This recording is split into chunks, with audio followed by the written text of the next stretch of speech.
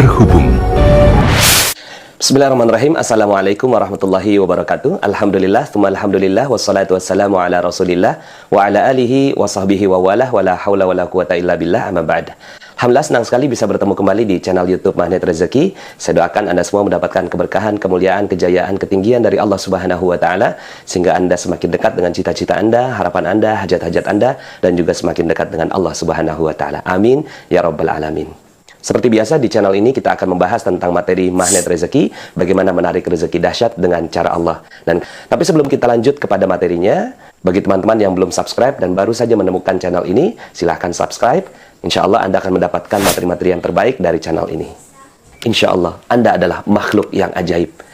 Tinggal kita sempurnakan faktor-faktornya. Dan insya Allah dalam video-video berikutnya kita akan lanjutkan materi ini sampai Anda menemukan potensi terbesar diri Anda dan menjadi makhluk ajaib sebagaimana yang Allah Subhanahu wa Ta'ala inginkan untuk Anda. Insya Allah. Ada orang yang mengatakan, kenapa ya rezeki saya kok terbatas? Kenapa gaji saya nggak naik-naik? Kenapa penghasilan saya segitu-gitunya gitu? Kenapa kok hutang saya nggak lunas-lunas? Kenapa kok piutang saya nggak dibayar orang? Kenapa keluarga saya nggak harmonis? Kenapa penyakit saya nggak sembuh-sembuh? Ada loh orang yang mengatakan seperti itu. Kenapa bisa seperti itu? Padahal konsep dasar rezeki di dalam Islam adalah kita semua mendapatkan rezeki. Ya, kapan? Sekarang juga. Anda sekarang ini sedang mendapatkan rezeki dari Allah Subhanahu wa Ta'ala yang kalau Anda tahan nggak akan pernah sanggup. Contohnya, nafas. Bisakah Anda menahan nafas selama 5 jam saja? Tidak akan pernah sanggup. Itulah salah satu contoh dari rezeki Allah Subhanahu wa Ta'ala. Kita nggak akan pernah sanggup menahan rezeki Allah. Karena rezeki Allah itu datangnya dipaksa. Kalau seandainya ada orang yang mengatakan bahwa kenapa kok rezeki saya nggak ada, kenapa kok rezeki saya terbatas, bukan karena rezekinya yang nggak ada, tapi karena dia menahan dirinya dari rezeki Allah Subhanahu wa Ta'ala. Konsep dasar dari perisai rezeki ini adalah rezeki itu datang seperti air bah. Dia seperti air yang banjir, turun dari atas, kita ada di bawah. Kira-kira kalau ada orang di bawah, lalu kemudian air banjir turun dari atas, ada nggak orang yang nggak kena airnya? Kayaknya nggak mungkin ya. Semua pasti terkena airnya. Hanya ada satu golongan orang yang ketika air banjir itu datang dan dia tidak mendapatkan airnya, adalah orang-orang yang membangun benteng, membangun bendungan, membangun perisai. Sehingga akhirnya air itu datang, melimpas, dan dia tidak terkena ke airnya. Begitulah konsep rezeki Allah Subhanahu wa Ta'ala. Allahnya mau kasih rezeki, tapi kitanya yang membangun perisai itu. Nah, maka kalau kita sudah memahami tentang konsep ini, untuk mendapatkan air bagaimana? Sederhana, buka aja bentengnya. Sederhana, buka aja perisainya. Begitu juga dengan rezeki. Ya, kita ingin mendapatkan rezeki berlimpah, bukan dengan bekerja, bukan dengan berusaha, bukan dengan berikhtiar, tapi dengan membuka perisainya. Ketika perisai ini dibuka, maka insya Allah rezeki Allah akan datang dengan berlimpah ruah kepada kita semua. Perisai inilah yang harus kita betul-betul perhatikan agar kita mendapatkan rezeki Allah Subhanahu wa Ta'ala. Perisai itu bernama dosa. Ya, tidak ada yang lain. Kalau seandainya kita sekarang ini berada dalam kesulitan hidup, kita berada dalam keterbatasan rezeki, bukan karena Allah tak mau kasih rezeki, tapi karena ada dosa-dosa yang menghalangi diri kita dengan rezeki Allah Subhanahu wa Ta'ala. Semakin tebal dosanya, semakin jauh diri kita dari rezeki Allah Subhanahu wa Ta'ala. Dan sangat erat korelasinya antara dosa dengan rezeki. Makin banyak dosanya, makin jauh rezekinya. Makin sedikit dosanya, makin Allah Subhanahu wa Ta'ala berikan rezeki yang berlimpah. Hal ini Allah Subhanahu wa Ta'ala kemukakan di dalam Al-Quran surat Nuh ayat 10-14. A'udzubillahi minasyaitonirrajim. Bismillahirrahmanirrahim. Faqultu astaghfiru rabbakum innahu kana ghaffara yursilis samaa'a 'alaikum midrara wa yumdidkum bi amwalin wa banin wa yaj'al lakum jannatin wa yaj'al lakum anhara ma lakum la tarjuna lillahi waqara wa qad khalaqakum atwara. Maka minta ampunlah kalian kepada Allah. Innahu kana ghaffara, sesungguhnya Allah Maha Pengampun.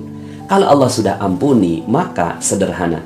Allah Subhanahu wa Ta'ala janjikan yursilis samaa'a 'alaikum midrara, akan Allah turunkan kepadamu hujan dengan lebat. Masya Allah ya. Hujan dengan lebat, bukan dengan rintik-rintik, bukan dengan gerimis, hujan dengan lebat. Ini adalah tamsil dari rezeki. bahwa Allah Subhanahu wa taala akan turunkan hujan yang lebat. Hujan ini kan barokah, hujan ini kan rezeki. Allah tambahkan di ayat berikutnya, wa yumdidkum bi amwal, akan Allah tambahkan harta demi harta. Coba lihat konteksnya. Allah tidak mengatakan wa yumdidkum bil khairat. Allah tidak mengatakan Allah akan tambahkan kebaikan demi kebaikan. Tidak. Allah langsung katakan akan ditambahkan harta demi harta dalam bentuk jamak. Allah yang menjanjikan harta untuk kita di dunia. Ini adalah janji Allah Subhanahu wa taala. Tapi caranya bukan dengan yang lain. Caranya adalah dengan menghilangkan dosa. Ketika dosa kita udah hilang, maka Allah akan tambahkan harta demi harta demi harta demi harta. Mau berapa banyak? 100 juta per bulan? 200 juta per bulan? 300 juta per bulan? Ya, asal sebut. Kita minta kepada Allah Subhanahu wa taala, mudah bagi Allah. Syaratnya satu, sudah tidak ada lagi dosanya. Wa yumdidkum bi amwalin wa banin, dan Allah tambahkan anak-anak, ya. Bisa jadi bukan hanya anak biologis, anak keturunan, anak cabang, anak perusahaan, anak buah, dan seterusnya. Wa yaj'al lakum jannatin, dan Allah tambahkan kebun-kebun. Selain dari usaha yang dia buat, Allah Subhanahu wa taala tambahkan kebun-kebun yang lainnya. Mungkin kita bilang, ya Allah, udah gak sanggup lagi ngurusnya. Wa yaj'al lakum anhara, dan Allah akan tambahkan sungai-sungai yang mengalir membuat subur itu si kebun. Setidaknya ada dua janji Allah dalam ayat ini. Ya, yang pertama, harta berlimpah ruah. Yang kedua, passive income. Duduk diam, rezeki datang sendiri. Syaratnya satu, yaitu kita menghilangkan dosa. Maka inilah konsep dasar dari magnet rezeki. Dan konsep dasar juga dalam Islam, kalau seandainya kita ingin mendapatkan rezeki yang berlimpah dari Allah Subhanahu wa taala, bukan dengan kerja keras. Ngapain kita kerja keras? Tapi terus berbuat dosa. Ya, kita kerja keras terus berbuat dosa, oke lah kalau seandainya dapat uangnya, tapi diambil kesehatan oleh Allah Subhanahu wa taala, diambil barokah dari Allah, diambil keharmonisan dari Allah Subhanahu wa taala. Anak kena narkoba, ya, istri selingkuh, suami selingkuh, kemudian rumah seperti neraka.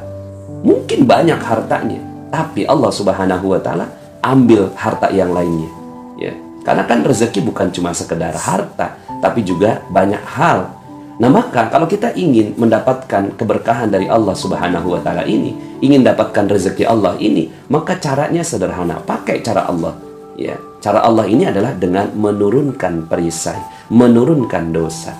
Lalu dosa apa? Ya memang banyak sih, ya. Maka dalam jurus-jurus berikutnya di dalam magnet rezeki kita akan membahas lebih detail. Makanya ada 101 jurus dengan berbagai macam pendekatan-pendekatan. Kita melihat perisai-perisai yang terkadang kita sadar atau kita tidak sadar, ya, bahwa itu ternyata merupakan perisai dari rezeki kita. Maka kalau seandainya boleh kita berikhtiar, bekerja, bersungguh-sungguh, maka bersungguh-sungguhlah menghapuskan dosa-dosa kita. Ya. Ada orang yang bersungguh-sungguh, dia pergi pagi pulang sore, pergi pagi pulang malam untuk mencari sesuatu. Tapi sepanjang dia bekerja, dia berbuat dosa lagi.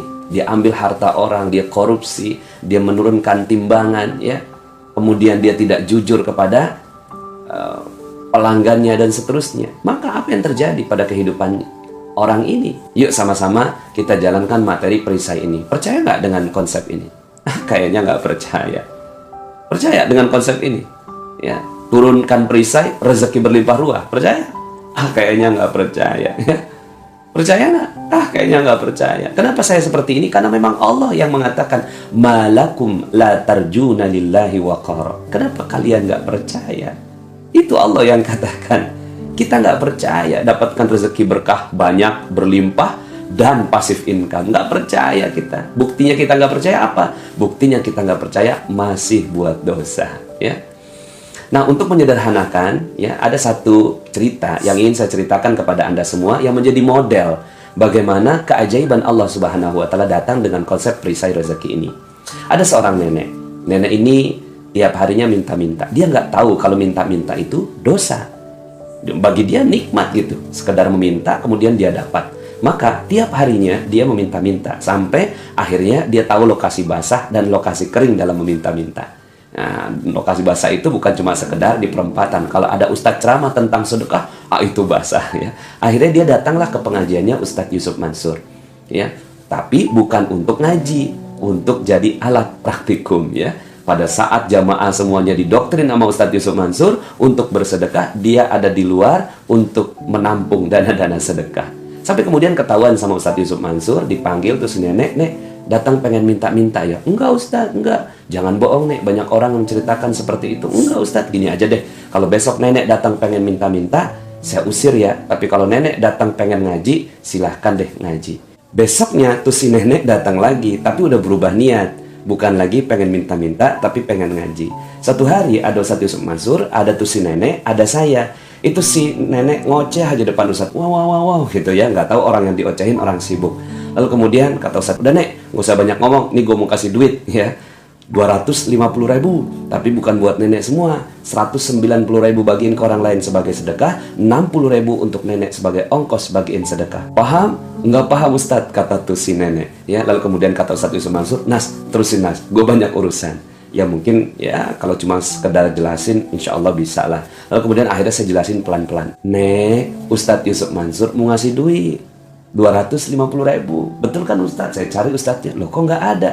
"Oh maksudnya terusin Nas." "Bukan terusin jelasin doang, tapi terusin kasihin duit juga." Aduh, saya ya dijebak sama Ustadz Yusuf Mansur, tapi dijebaknya yang baik.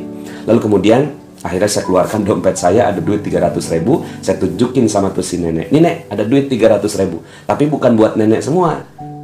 240.000 bagian ke orang lain sebagai sedekah, 60.000 untuk nenek sebagai ongkos bagiin sedekah." "Paham?" "Paham Ustadz." Oh cepet banget pahamnya ya, karena ada duitnya. Jadi orang kalau dijelasin ada duitnya cepat paham ya.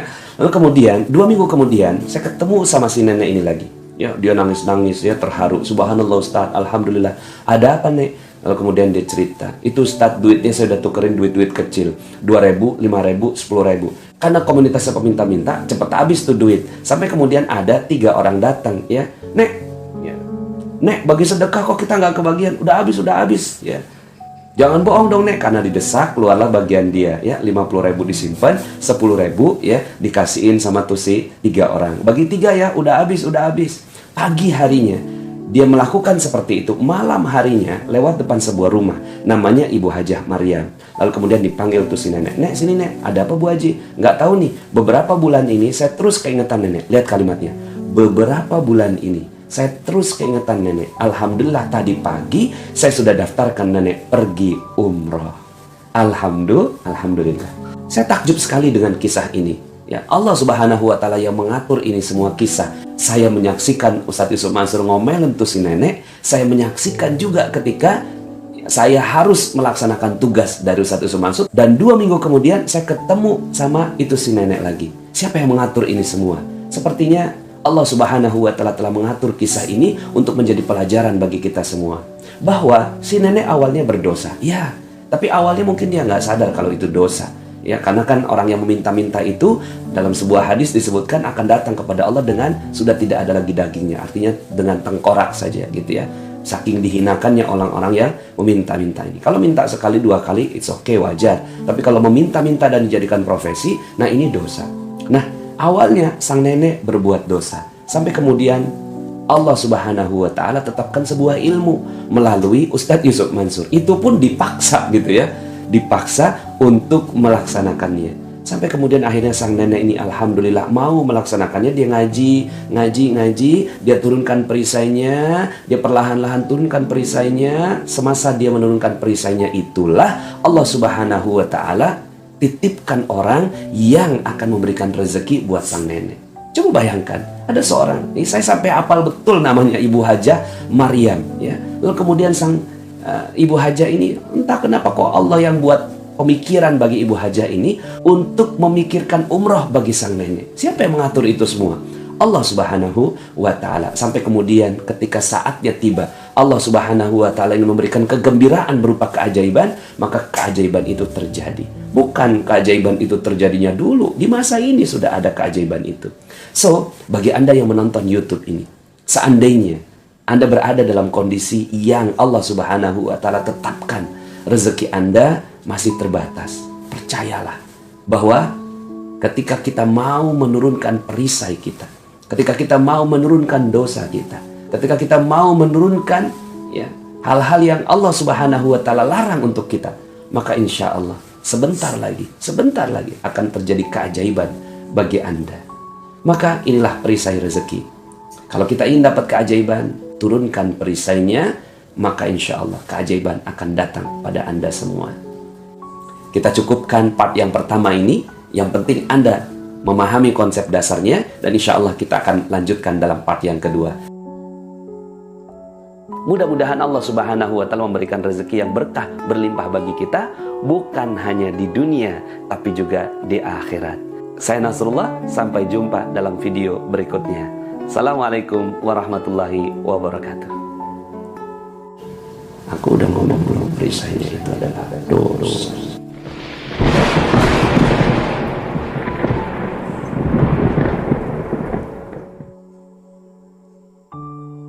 Pengmagnet rezeki, satu sama terhubung.